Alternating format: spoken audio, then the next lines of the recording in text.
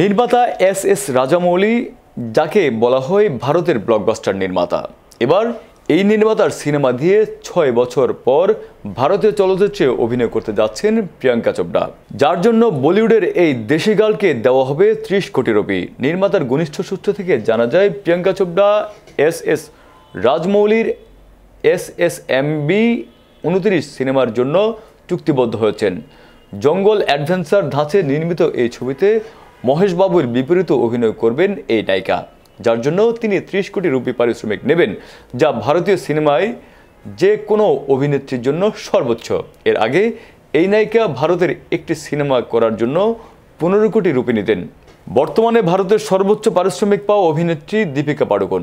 তার সর্বশেষ মুক্তি পাওয়া কল্কি 2898 AD সিনেমার জন্য তিনি ২০ কোটি রুপি নিয়েছিলেন।